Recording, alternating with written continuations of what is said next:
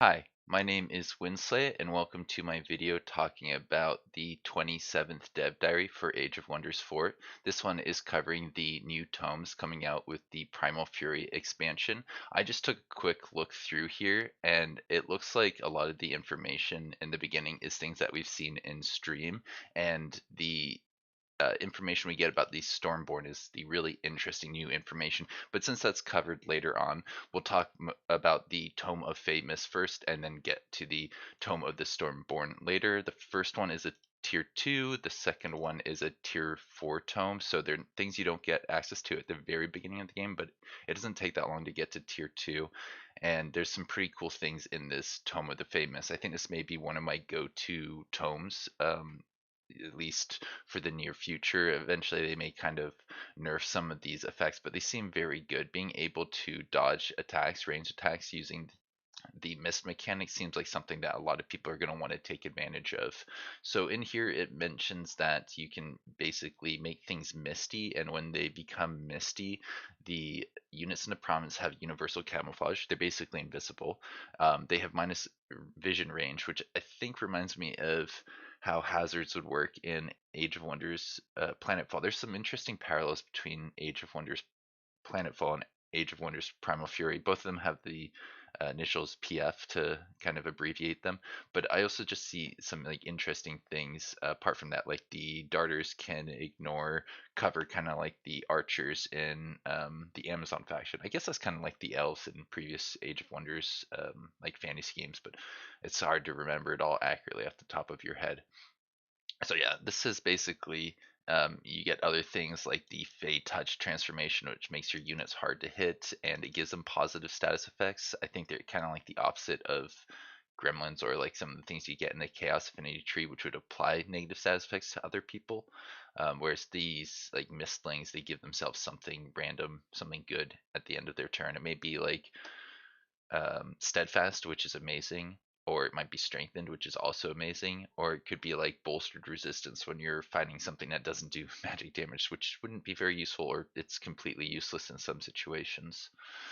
We also have clinging mist appearing in combat, making it harder to hit your enemies. 20% harder for every stack of clinging mist. That can go up to 3 times. That's countered by marked. So if somebody puts marked on your units, you can counter them with clinging mist, and if somebody puts clinging mist on their units, you can counter them with marked, which is not only accessible to reavers, but it's kind of like the main way reavers hit their enemies and do lots of damage. I think you can get marked through Glade Runners, a nature affinity thing, tome, I think it is. I forget which one it is off the top of my head.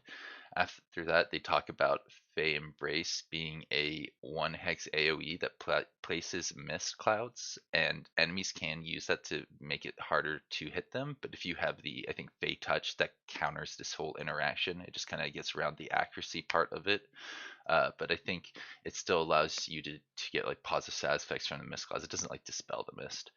So this will give status effects in the 1 hex AoE. The Fey Embrace also gives 2 random status effects to the friendly units. Doesn't affect enemy units. Sounds decently good, but it's very random. That can be very good sometimes and like not very useful in other situations.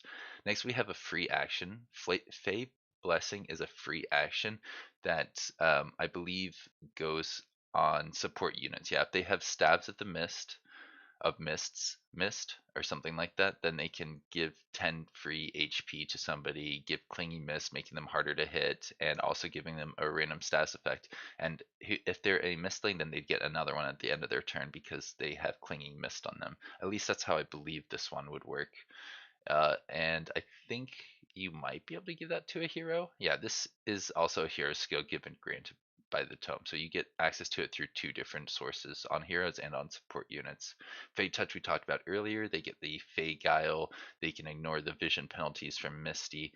That I think means that units inside of a strategic province that have been turned invisible, they're still going to be invisible. You won't be able to see them, but your units won't have reduced vision while they're standing in that strategic province. I think they mentioned that a little bit in the dev stream I watched this morning. I only got like 30 minutes of it because it started pretty early off in the morning for me. Transformation makes it so if you're obscured, you get the random pause effect, just like you would if you're a mistling. Yeah, mistlings just come with that, so very cool, very interesting. They had this Misty Strike, which works like the darter. They can like jump back 3 hexes and do quite a bit of damage, so they're pretty good skirmisher unit, I believe. Yeah, they have the skirmisher unit tag, so that's kind of like this is one of their main ways of jumping in and jumping out of combat. They have Fey Trick, which has a 90% chance of applying a random negative status condition to the enemy that it hits. This looks like a single target at range 4, so you can like run pretty far forward, get one attack off, and then not be right next to your enemy. That sounds like what a skirmisher should be good at. After that, we have something from the world map. This is the Feywater Pond. It gives you extra mana for foresters, basically. And I think it also, yeah, spreads mist on the map. So we haven't seen mist on the map yet. This is what it's supposed to look like when you have like the Feywater Pond spreading mist to all of your provinces inside your own terrain. Pretty cool. I hadn't seen that yet. I might have to use this for my thumbnail, right? Tome of Stormborn has some pretty interesting things like the Stormbringer. Don't worry, we'll get to that very soon. We just have a couple things to talk about first. Like the lightning storm makes it so enemies are wet, and that two random enemy units are going to sustain lightning damage and become electrified. This spell repeats at the start of each turn for the next 6 turns.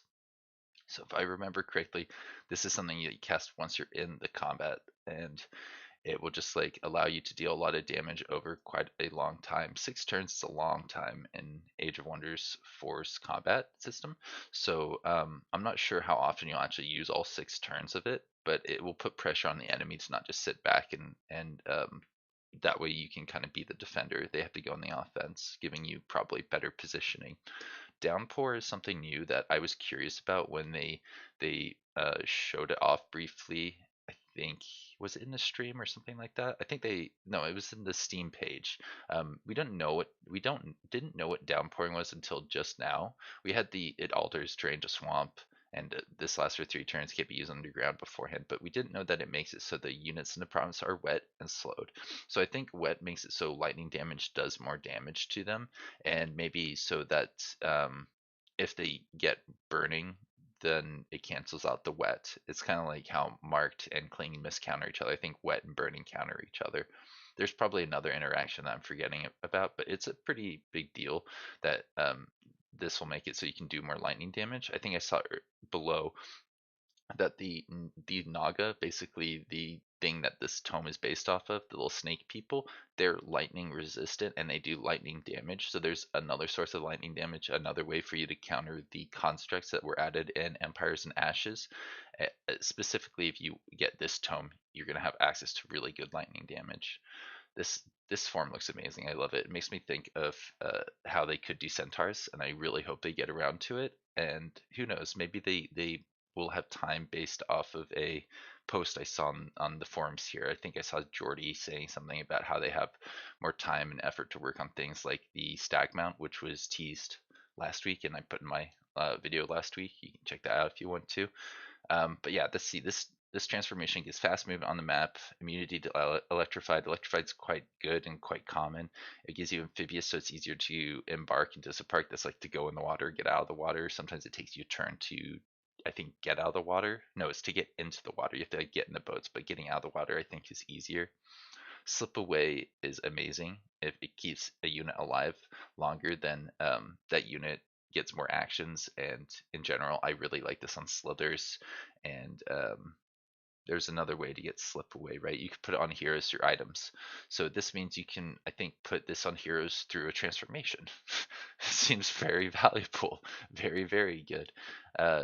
Blight and lightning resistances aren't bad. I think Blight it makes sense. I think Blight is one of the weaker damage channels, so it's kind of a shame that these guys are also resistant to it. It'd be good to have more options for Blight to do its thing. But then again, I think they've added some interesting things with sas effects like the disease and decaying. Sas effect are both kind of Blight related, I believed. So yeah, this is just basically repeating what we see above. There's 2 blight resistance, 2 lightning resistance, like having a little bit of extra defense. They can't be mounted, makes sense. They won't be able to put anything on the mount mount slot or the leg slot. So it comes at a cost of those equipment slots. So you won't be able to get slip away boots or anything like that, or a tier 4 set of boots if you're going to go for this form. I think it might be worth it though. I think generally this will be very good on not just your heroes, but all the units that this applies to. All the tier 1s, tier 3s, tier 2s, and I think maybe some tier 4s, not tier 5s because they're mythic. I believe that's how that would work.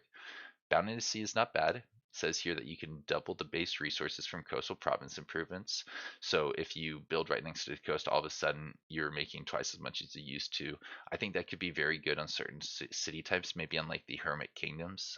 If you're able to get a lot of knowledge out of the sea, then you can like, I don't know, do some silly things. I'm not sure which primal animal I would pair with this to get as much knowledge as possible because I know the spider gets it, but there isn't much like water underground. I think it's just rivers. Maybe I'm remembering that wrong. You may be able to get some water segments underground. I'm just forgetting about it right now. Stormport gives you extra mana. For each Stormport built in your empire, you get even more mana and even more gold. So this is something that's going to be good for big, wide empires on large maps. It's not going to make sense on the smaller maps. I mean, it comes from a tier 4 tome, so you're not going to get access to it fairly early, and this requires you to have a fairly decent number of cities. I would say probably at least 3 or 4 cities. It's hard to know without actually playing around with this, but that should be something you can accomplish by the time you're getting tier 4 tomes.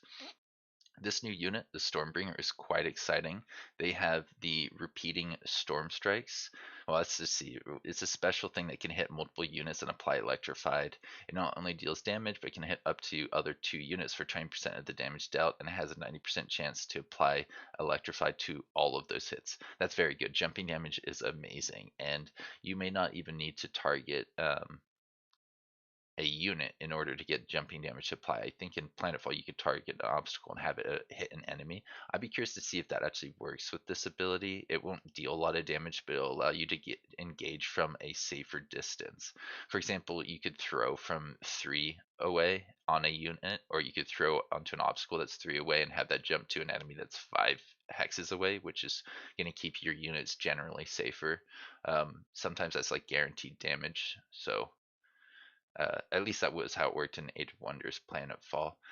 We had the striking damage can jump to another 2 units or and within 2 hexes of the enemy or the target rather. It applies electrified. That's not like a lot of damage 7/7, but I think other things can boost up to be quite a bit of damage. The trident is gonna affect a 3 hex line, which is quite good. That actually reminds me of something from Age of Wonders 3 with a Sphinx. It could shoot like a beam in a 3 hex line is quite strong. That seems like a good amount of damage to do that kind of attack in. I guess, yeah, there's also the Planetfall Deadeye that could do that too. So, you know what? I think this might be one of my go-to units because I always enjoyed the ability to hit units that were further away using a 3 hex line. You only can shoot from 3 away, so being able to hit somebody in a 3 hex line like that makes it basically a 6 range attack. And now I'm thinking about it, would that jump to another unit? I think this only plays on the base attacks, right? Yeah, base melee and range attacks have 20% of your damage jump to another unit. Interesting. So you can get that on this unit and on heroes. I believe that's what this arcing weapons is saying here at the very end of the dev diary. And that might be it. Yeah, there's going to be another one talking about art in Primal Fury next week. I'll see you around. Have a good one.